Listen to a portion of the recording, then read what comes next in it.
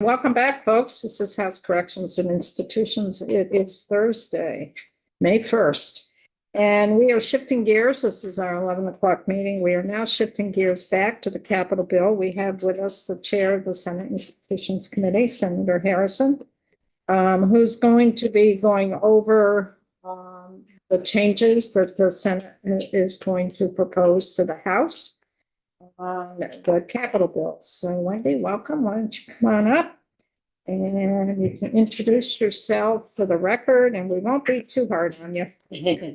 That's okay. Constructive dialogue is a good thing. Yeah, so there was changes that were made, so we want to know what those changes were and some of the thinking behind it. So thank you, Madam Chair. So for the record, Wendy Harrison, I represent the Wyndham District in the Senate. So it's Brattleboro, that area. So what I would like to do is reference the spreadsheet. Yes. And as you all know, other folks who I've been talking to aren't as familiar with the sections, but the cash fund is technically in a different section of the bill, but I think it's better if we just stick to the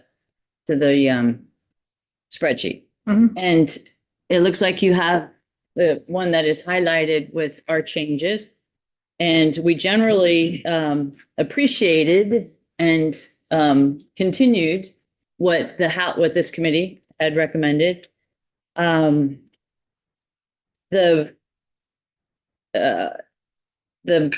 beige shaded areas or boxes, those are the ones where the House differed from the governor's recommend. Mhm. And then if it's continued in that same color, that is where the Senate committee agreed with the House.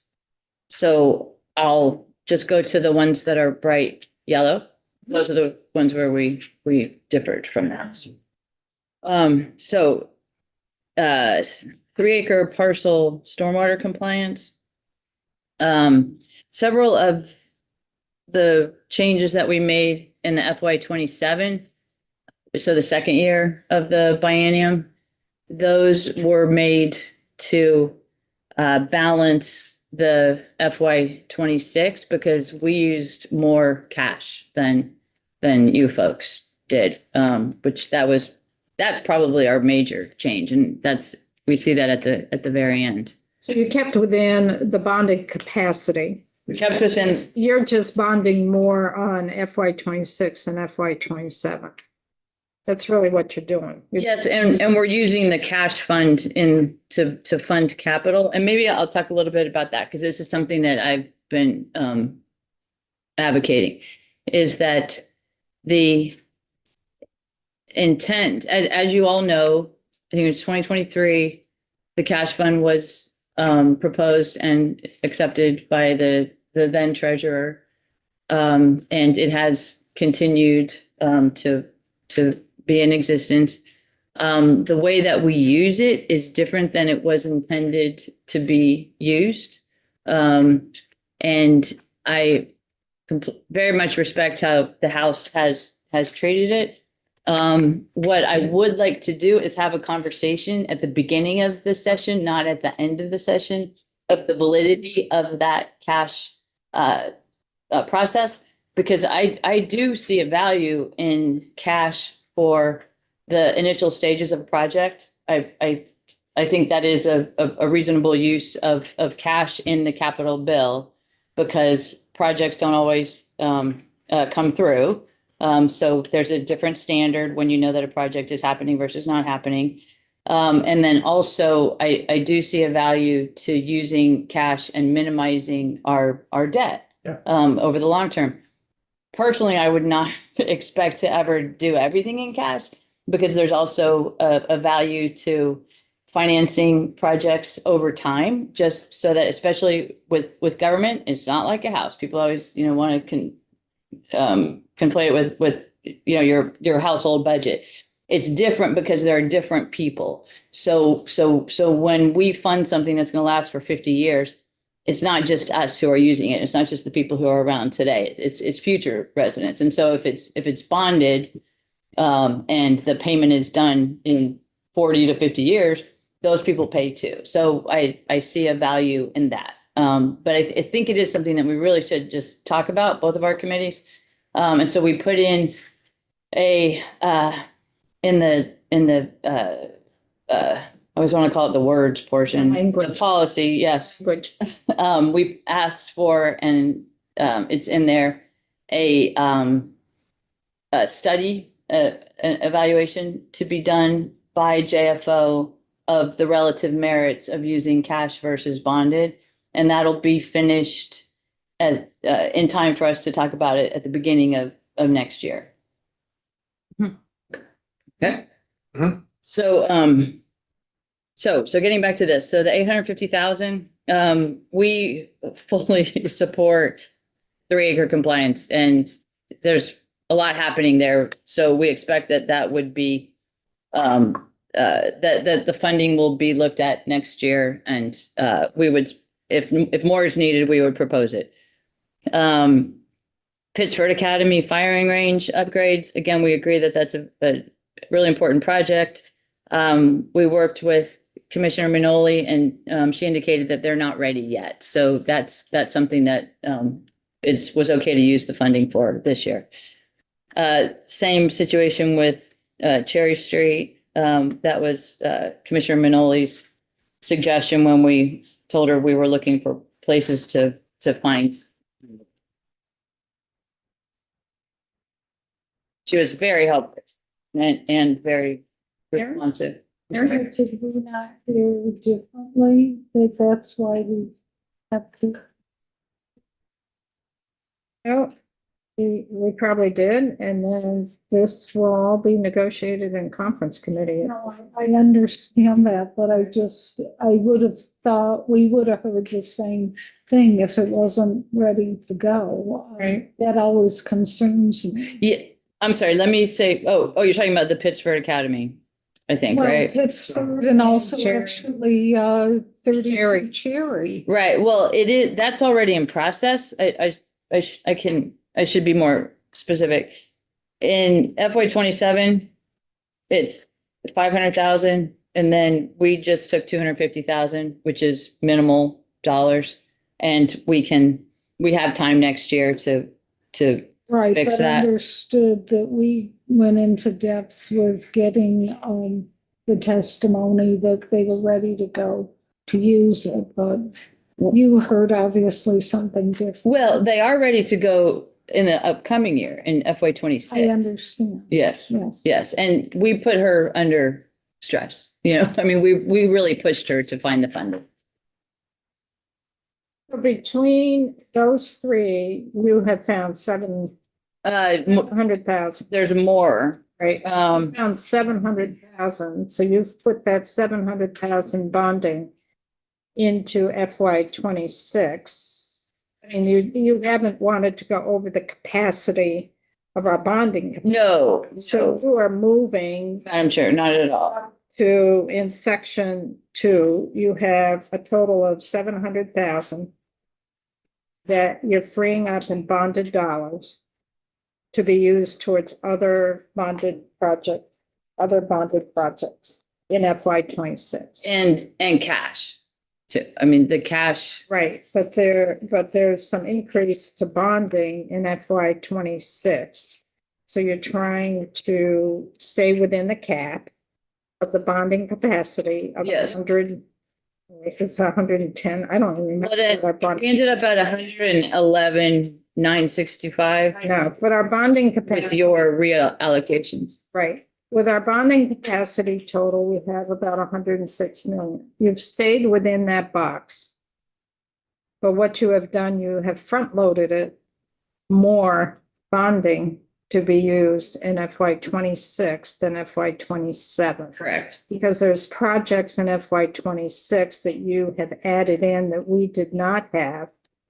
That is using bonded dollars, so you had to find some bonded dollars to cover those projects for FY 26. And this is where you're looking, is the bonded dollars for FY 27. And to get there, you've already picked up 700,000.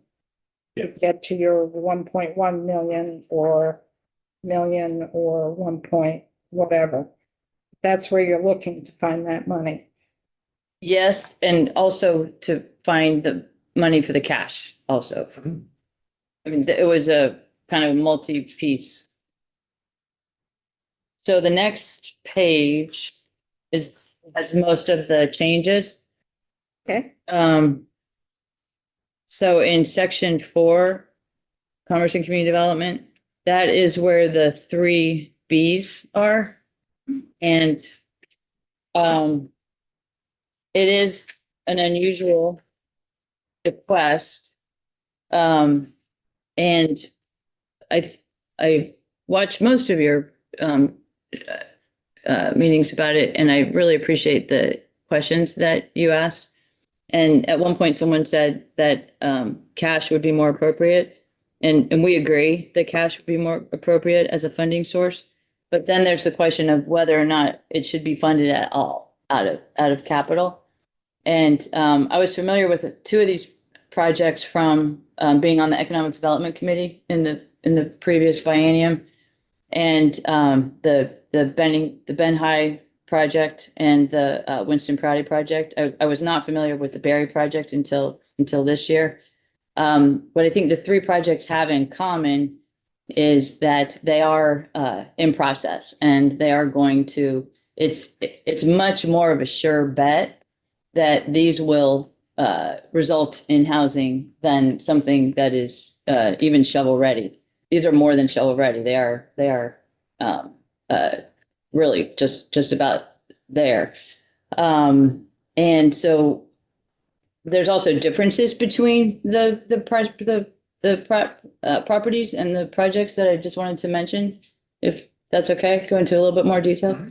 So the Bennington one, that is that shows you how complicated these projects are. I mean, you saw the stack. It's really hard to get those going, and the developer has been really just diligent and like a bulldog on this, and that's something that you need in those projects. My father-in-law actually went to that high school, and I don't know if you've seen it, it's a beautiful building. It's on the historic register. I heard the town say that it's the largest building in the designated area. And it's significant. And in each of these cases, the funding is going to the town, not to the developer.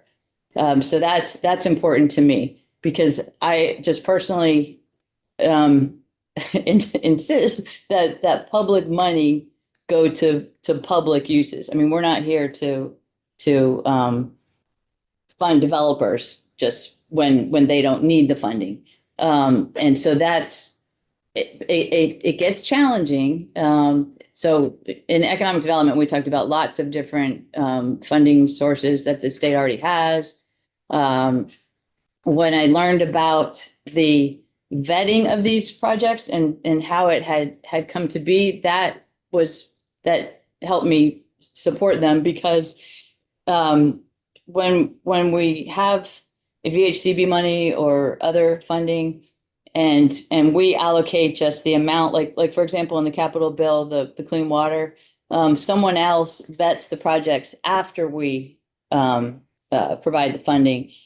And we don't know who's getting the funding, and that's good. That's the way it should work. In this case, they were vetted before they came to us, and they weren't vetted just by us. If these came to us directly from the developer or even from the town, I think that would be a very different situation. But because they were vetted by the administration and by ACCD, and ACCD is the one who normally vets these projects as ready, more than ready to go. As I said, I don't mind, and I actually like doing something different if it's workable, because as long as it's safe, I think it's okay for us to try something. So again, we are in a housing crisis. Let me go to the Winston Proudy. Can I just? Sure, Can Kevin. you help me understand when you say it's going to the town, not to the developer? Yes, I like those words. I just don't know what that means. that means when the state it writes a check or however we're gonna transfer the money goes to the towns. That's my understanding in all of the cases. And then they flow it to the project? Well, no, the town uses the money for infrastructure. So it'll be roads, it'll be water, Okay. and those will be public roads and I got it. public water that the developer can't move. I got So, yeah, but Perfect. it is a benefit to the developer because they need it to make it work. And if we didn't provide it, might not happen. Or likely it wouldn't happen as soon. And time matters in this. And I'm sorry, I don't know if I should wait for you. I just have a quick question. Where is the owner of the property? Where were they in the discussion? Of which property? Or I don't That's the know. Ben High. There is an owner of the property, there is a developer, and then there's the town of Bennington. So where did the owner of the property come in the discussion? I don't know. I would presume that, I mean, that's the town and the developer needs to, you can't do a property without the owner. So what you're saying is the support was there because it's been vetted and that the dollars are going to the town. Because it's going to be town-owned, it's going to be either a town road or it's going to be water and sewer project. That's my understanding. Yes, yes. Okay. And Okay. then I just want to say one other thing about process is that the process to develop housing, the traditional process when you're looking for funding is really long and arduous. And something that is happening at Winston Proudy is that they want to develop outside of the traditional ways. They don't have a whole stack. And what they're trying to do is develop affordable housing, affordable for all, but not the kind of affordable housing that has all the strings. And so there are funding opportunities that they so far have not chosen because of those constraints. And I think most of that is federal money. And in this time when federal money might not continue, I think it's really good to have someone trying and so far succeeding to do a project without that federal funding and without that constraint, because then we can find some new ways of doing things and that would benefit the state as a whole. Obviously, we're by Massachusetts, so there's some other developers and things. But anyway, I just wanted to, that's something that I really appreciate about that. And so those went into cash, and those three were the primary reason we had to move money around. Chair, just a broad question. If every question about this kind of stuff is probably going to be weedsy, or should we be saving them for the end? Should we do it line by line? I don't know what you and Senator Harrison prefer. We're here, is it about these three projects? My question is about one of them, but would you prefer that we wait until the end and do it? Should do it now. Okay. The Ben High project, I'm trying to remember. I don't think I missed any of the testimony. I didn't think any of that was infrastructure, and I'm wondering if you can remind me. I didn't think any of that was road or sewer or whatever. I thought it was water. But We actually had a TIF that we were granted a couple of years ago that it was indicated was going to be used for our Main Street projects. And they actually gave the TIF back to the state this past year, which none of us could understand because that is used for infrastructure.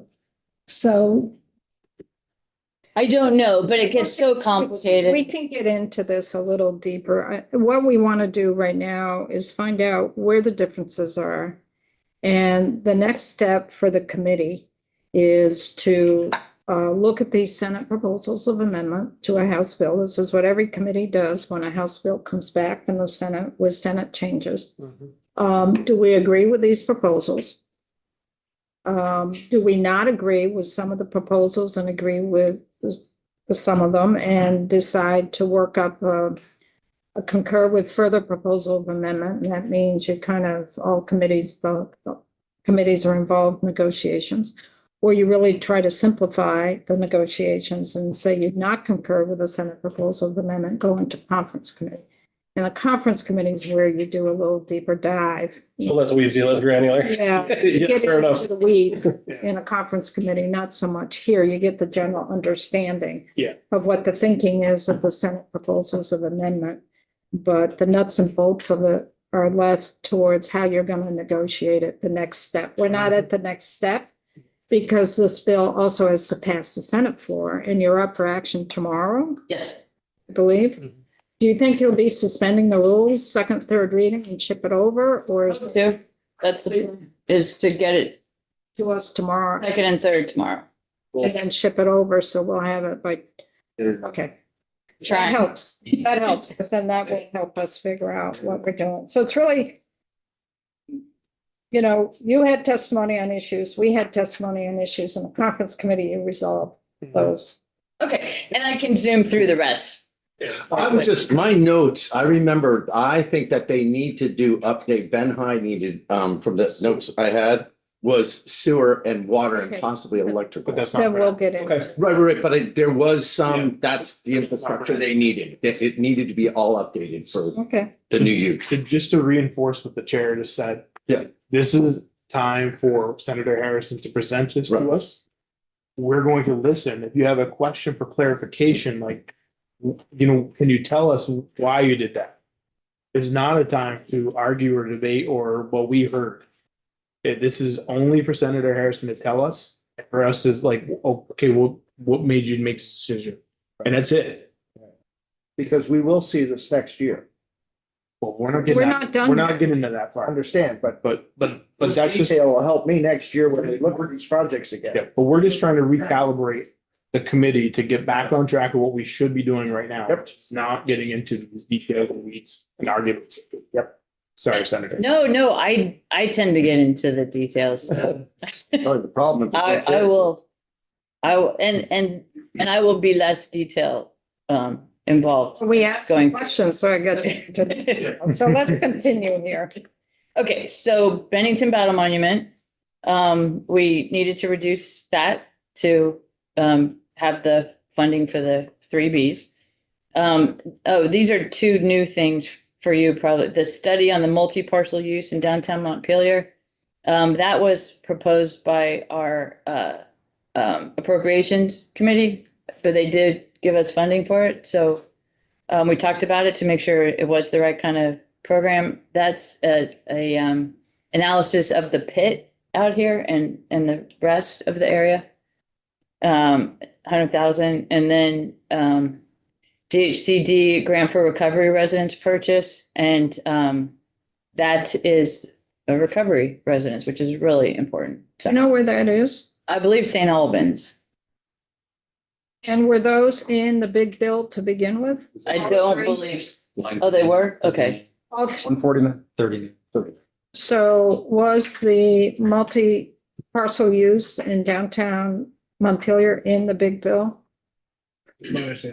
Was that in the House as it came over, or did the Senate put that in? Good morning, committee. Scott Moore, Joint Fiscal Office. I'm not sure, Madam Chair, if it was in the House version or just the I Senate. think it was put in the Senate, right? Yeah, the request was there for the House, but it was running out of time. And just to bring the context back, when John Copan was the director of the Flood Commission testified, the genesis of this is GSA trying to unload the post office as soon as possible, which created a bit of urgency around the issue. So the request was to appropriations. I know the Senate put it in, the big bill there. And I was surprised to see it in the Capitol bill, but I'm sure it came from them. So, yeah. It definitely did come from them, and we did intentionally put it in cash because it's a study. Well, they So gave- we're trying to be, They they give us the money, right? Do it. But we're just trying to be consistent with the rules that, not rules. And then policies. this is the recovery resident purchase, was that in the big bill? And was that on the House side? My understanding, Madam Chair, is I didn't see it in the House side. My understanding is the Senate had put it in, and before the bill actually came over down there. But then before they did that, there was moved over to the Capitol bill from the big bill. So why are they, if they already had this in the big bill, why are they giving us the general fund dollars to put in our bill? Because they have the general fund dollars for it. It's general fund dollars. And they have 100,000 for the study, and then they have 250, so 350,000 of general fund dollars. It's not capital projects, but it's general fund big bill. Why is Senate appropriation giving us these projects to fund with their money in our bill when they were gonna do it in their bill? Did they give you rationale? or- Well, the study on multi-parcel use, that seemed capital-ish to me because that's the kind of thing that the cash fund is for analysis and design. And then a recovery residence, that's actually to buy a building. Is So that building state owned? no, I can get more detail for you, but That kind of opens, I mean, I think they're buying a They're building. buying it. Yeah, they're buying a building. but it's not a state owned building. No, but it will be a state-owned building. What? So that's- Is that what you mean? But after the state buys it? Okay. No. We'll ask no, what the We'll rationale. figure it Okay. out, but Thank you. really, what this is happening here in these two line items, opening up the capital bill for other projects to come in to be funded through the capital bill that would normally be funded through the big bill. That's what would happen here is some of our concern, but I just want to know why they ended up in our capital bill with general fund dollars that were in the big bill. And whatever we end up at next year, this is the kind of conversation we need to have about the cash fund versus the other. Because to me, the cash fund, especially on the first one, would make sense. Thank you. Right? Okay, so then on the next area, the building communities grants. I thank you very much for putting back the 300,000 for each of these grants. I've actually, in my previous life, used two of these grants, the historic preservation and the barn grant, and they're really good. They're very easy to access and they're very helpful. And 300,000 is a very small amount, in my opinion, to our state that has so many historic buildings and barns.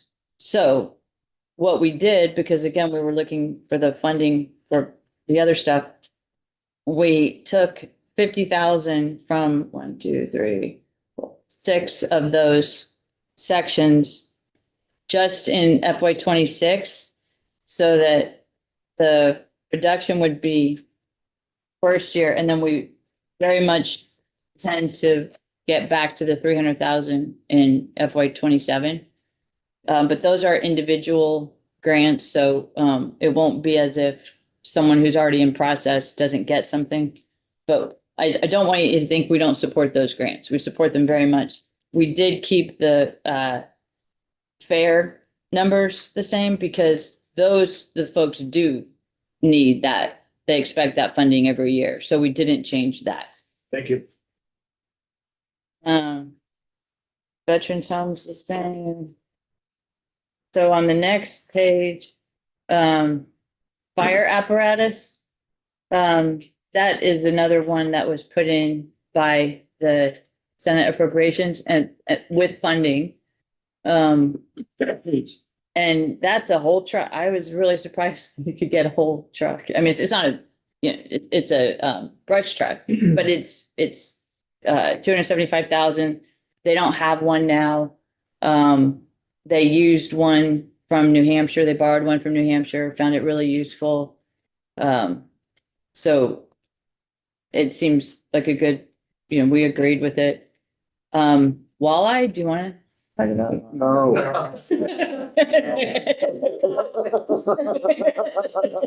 Okay. I thought that you got some really interesting information. Did you read it? Most, yeah. Any of us need. Yeah. Well, okay. There we go. So the plans, oh no, I'm sorry, the incubator farm. Actually, let me just tell you one thing. I did get a lot of questions or some questions from Senate Appropriations about heating sources, and they want to make sure that when we redo heating sources, that we're looking at things from an environmentally good way. And I know that BGS is doing that, but we still sometimes do end up with oil. So we talked to Commissioner Manoli just about including the analysis in the information, just so that everybody knows what the state is doing with heat sources, just And what to is- be transparent. Missed you at the very beginning. That was the Randolph and Vermont Agriculture, and Did you put in language for that? no, because it just happened the other day, after the language had already been, I'm sorry, So for the. I went to the Senate Appropriations after we had After you- approved Right. out of our committee, Right. the language. So what- So I didn't want to change the language, but I just gave the commissioner a heads up that I'm going to be asking for that. And she does it already anyway. I mean, that's part of their process is Part of their cost benefit analysis. exactly. They do that anyway. Yeah. Will that be done as an amendment by you? I don't think it needs to be. I mean, if they don't give it to us, it'll be, but But you had the conversation with the commissioner, and the commissioner indicated they already do a cost benefit analysis to determine what heating product to use. And correct. the big thing there is we're replacing, helping the college go from number 4 or number 4 fuel oil to number 2 is one of it. Right. It's a little cleaner. And it's right. Okay. Yeah, Just asking to see what they already do.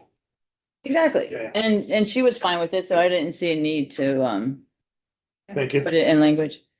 So the incubator farm, does that ring any bells, or do you want me to start from the beginning? We don't know anything about that. Okay.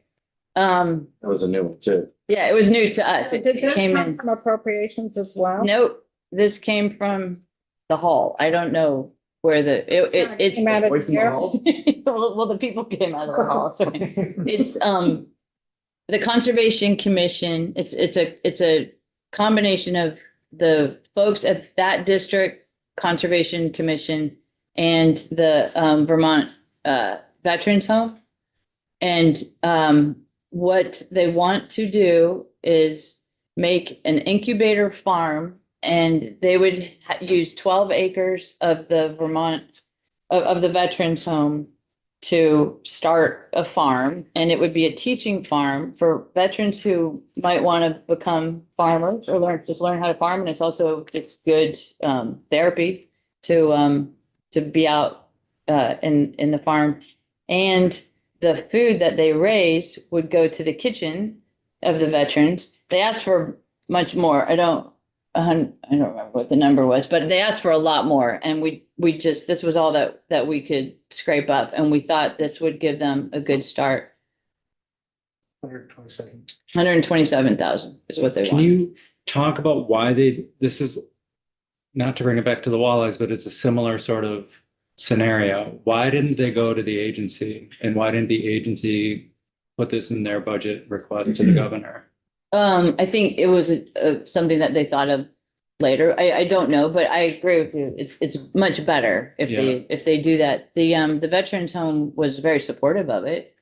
But what about the agency of Ag and Food Markets? Did they weigh in? I on this don't at all? know if we did. We probably should have. No, just to interrupt, Madam Chair, and I apologize for interrupting, but the thought was to make sure that it goes to an agency, the money comes from the agency to the requester, as opposed to a direct grant to the requester. Because this was incubator farm, the thought was to go through agriculture made better sense than, for instance, ACCB. But you didn't take any testimony from the agency on whether or not? No, this Okay. was really rushed, but they could also, if they don't like it, they just don't pay for it. Did any of them indicate that they had at 3 meetings in Bennington, they were told that they wouldn't need money for this project? No, we do not have. Oh, details, details. Yes, Well, that's why we have two committees. Yep. But I thought it was a good, I still think it's a good Oh, project. I do too, but the devil is sometimes in the details. Oh, sure, sure. Thank you. Okay. And then White River Junction Courthouse renovation. Oh, this one was just to make the dollars be $8 million because that is almost finished, as you probably know, and we need to pay the contractor. So why did you, we had that all cash. Why did you split that up? To 1.1 and bonded instead of doing the full 8 million in cash?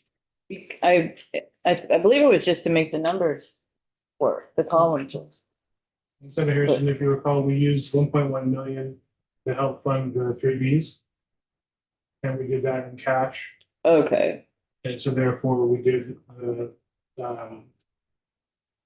exercise to find the other 1.1 million between 2027 and 2026. So the Bonded.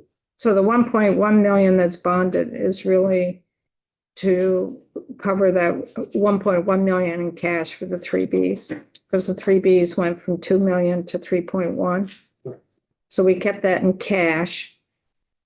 And then we'd end up spending more cash if we kept the White River Junction at 8 million. And you were only allocated so much from Senate appropriations to expend the general fund dollars, because appropriations controls the cash fund. Right. And the general fund dollars. And there was only a box that they gave us, so we had to find, in order to fund the 3Bs, you had to find 1.1 million in cash. So you went to this 8 million in cash to find that 1.1 and you shifted it over to bonding. And then between the other bonding that you had in FY 27 and some in 26 where you cut, that came up to 1.1 to pick up that 1.1. yes, and those are the cuts that you. Convoluted way to get there, but you got there. Yes. Got it. Thank you. And then the dry hydrant grant program. That was a late ask again, and we didn't fund the entire amount. But we are very supportive of that program. It's extremely helpful for communities to have fires, the source of water for the fires. For the same program, it's another 35 grand. It's yes. They asked for, I think, 70,000. Each year. Yes. Okay, for an increase, but we just didn't have it. Thank you. Thank you for keeping me on track. Okay, and Life, I just say thank you. thank you for the reversions that is so helpful. The reallocations The reallocations, yep. and the back. So you front loaded FY 26, we had 61.6 million. You have 62. Right, so you kept the same amount. Yeah, you had the projects. You had more projects being funded and bonded than we did in 26. But you had less in 27 of bonded than we did. Right. We had 50 million, 50.3, you have 49.6. But our biggest difference is in the cash. So we had 7.5 and you went to 10.2, which is the 2.7 that you got from appropriations. So I think the biggest feature is the 3Bs, right? And how those have been treated in the two separate bills. And then we're picking up some things of general fund that were in the big bill on the Senate side. And some of that was on the House side as well. Yeah, so the vast majority of it, we agree. So our bill is really linked to the big bill. You can't settle one without settling the other, because they may want some of this cash, because they have to negotiate where the House position was on the general fund that was used from the capital bill, and then what the Senate version was in the big bill and appropriations connected to the cash here in our two versions. So we're gonna have to negotiate that with the conference committee. But they may have a different view, because they're in control of the general fund, not us. We're the recipient of the general fund and we allocate what we have. We don't appropriate it, we allocate it. Yeah. Questions? Thank you so much. Thank you so much. Thank you. Thank you. So the bill's gonna be up on the floor tomorrow, the Senate, Yes, ma'am. and you're gonna do second, third reading is the plan. We are hoping to, yes. Okay, so I'm just trying to think of so by Tuesday, this committee will have to make a determination. Do we concur, not concur, set up a conference committee? That's what we'll have to determine here. Folks. Okay. Okay, so by Tuesday, we get it, we'll know what we're doing. Thank you very much. Yes. Thank you, Senator. Senator. Thank you. Thank you.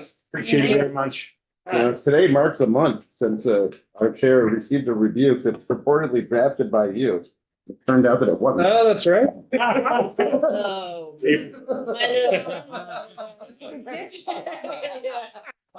You take all of his pens away. He can't. No. Joe. That's great. Good job. Thank you. Thank you. Thank you, Wendy. Appreciate it. Thank you. Good memory, Joe.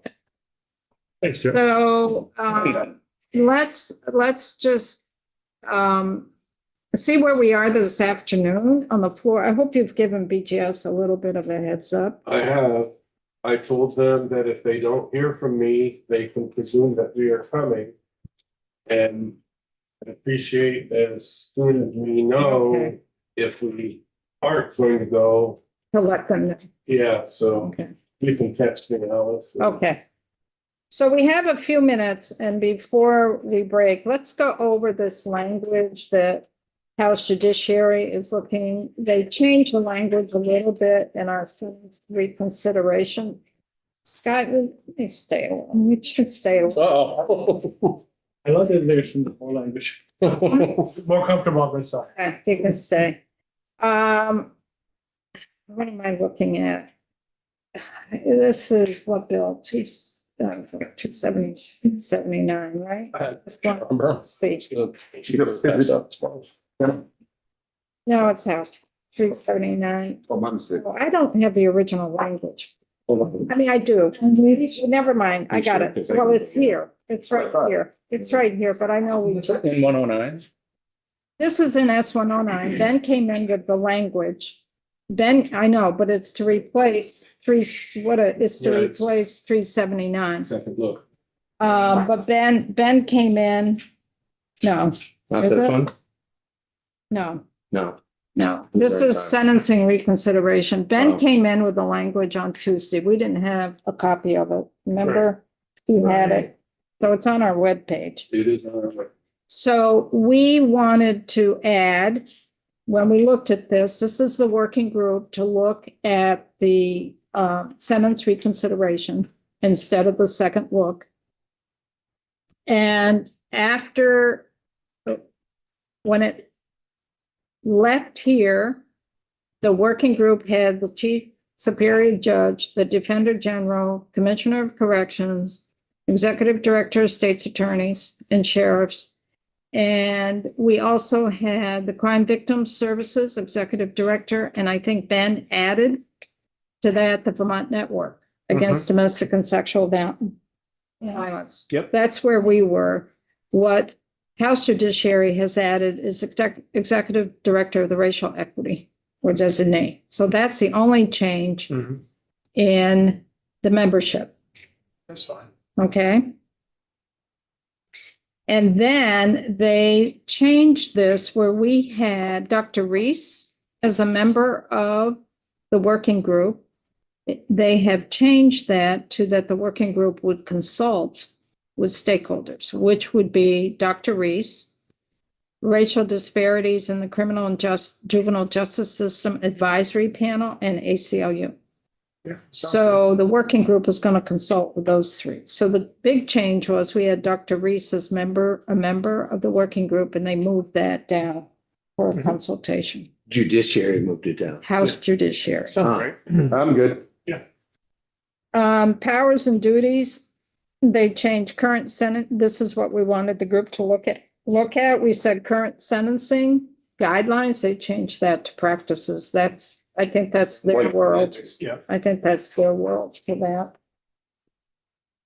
And then they brought up number 4 into number 3, where we had it just the judiciary would be looking at the resources and procedures of the judiciary. That's what the group would look at. They expanded that to also include DOC, Defender General, and sheriffs and attorneys. So we would look at the resources and procedures of the DOC, Defender General, state's attorneys and sheriffs, as well as the judiciary. So they expanded that. Yep. And then we had viability of a second look review process, and they can change that to manner in which a Vermont sentence reconsideration process could operate and how that process could relate with other post-conviction remedies currently available. So that's your PCRs. Post-conviction relief orders, I Yeah. think, is what they're referring to. So they took out the viability of a second look review. So I don't know where the committee would be on that. Cool. Is it also an objection to the term second look? I don't know. I think because it's such new terminology and there's no definition of it, is what I'm thinking.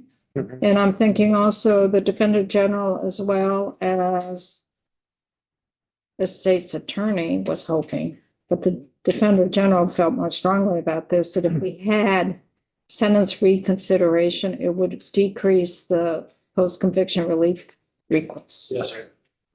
And I think that's what they're trying to Yeah, get okay. at. Yeah, I think they're trying to clarify that it needs to be congruent with existing post-conviction remedies. Yeah, and then hopefully that gets decreased if we do those. Look like I don't see a problem with it. Nope.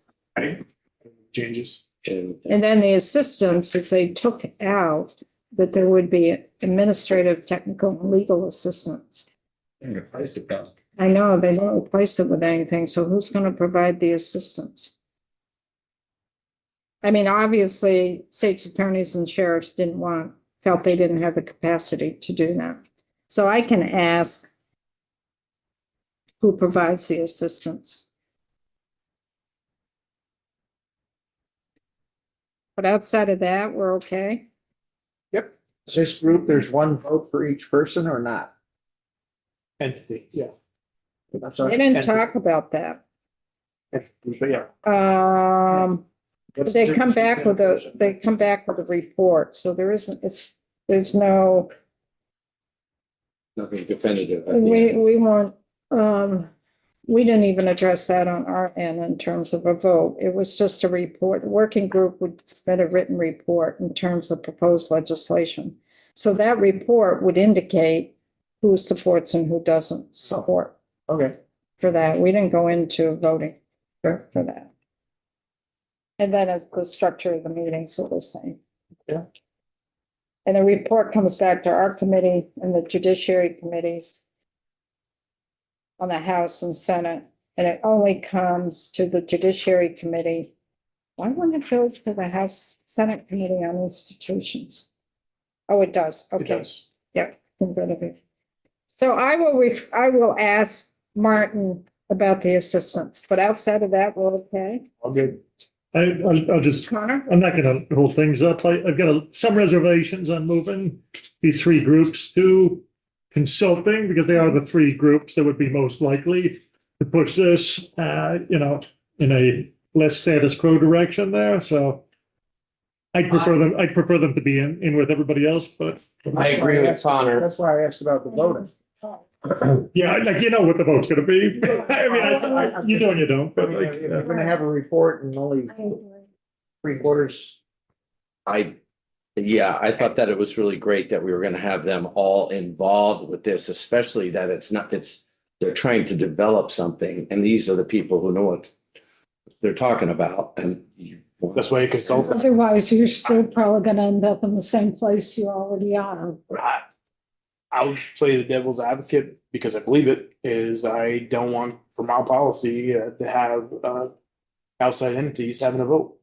I want your consultation, I want your advice, but you're not, these other entities are, you get to judge, they work for us, the Attorney General, the Commissioner, et cetera. Let's go down the list. They're all Vermont entities with Vermont people. And then you have, not that it's not a great organization, but you have an outside entity. That's an advise and consent thing to me. Not I I would say they all have chapters in Vermont.